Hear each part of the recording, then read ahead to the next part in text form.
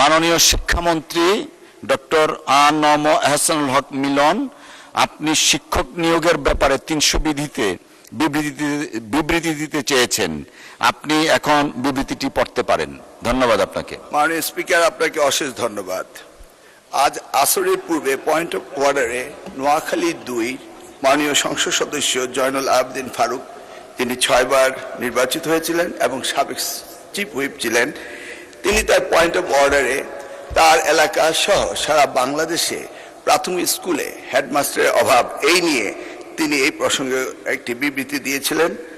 তার উত্তরে বলতে চাই, মাননীয় স্পিকার, 32,500 নয়, এই যাবৎ এরপরে আরো 2600, এরপর আরো 17,000 এই শিক্ষক নিয়োগ বিভিন্ন মামলার জটিলতার কারণে আমরা এই নিরসন করতে পারছি না। আজকে 4 মাস হতে চলল এই মন্ত্রণালয়ের দায়িত্ব পেয়েছি। প্রথম সপ্তাহ থেকেই এই আদালত পাড়ায় এই মামলার জটিলতা নিরসনের জন্য চেষ্টা করেছি, কিন্তু জানি না এখন পর্যন্ত অ্যাপিলেট ডিভিশন থেকে কোনো কজ লিস্টে এগুলি আসছে না এবং সারা বাংলাদেশে এই শিক্ষকের অভাব সকলেই বলছে। এটি একটি নয়, এরপরে এনটিআরসিতে প্রতিষ্ঠান প্রধান নিয়োগ, কলেজের প্রতিষ্ঠান প্রধান নিয়োগ, সেটিও মামলার জটিলতায় ঝুলে আছে। সেখানেই শেষ নয়, প্রত্যেকটি প্রাথমিক স্কুলে আমাদের দপ্তরি কাম নাইট গার্ড, সেগুলিও মামলার কারণে ঝুলে আছে।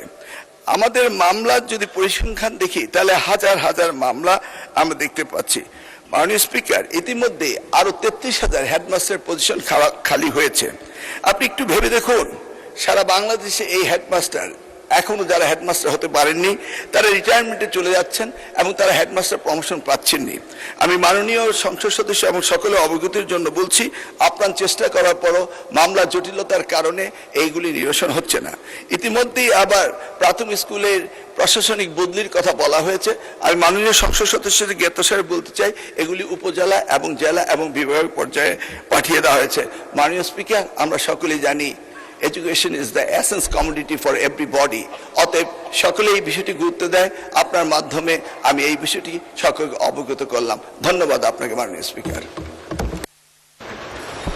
আপনাকে ধন্যবাদ মাননীয় মন্ত্রী।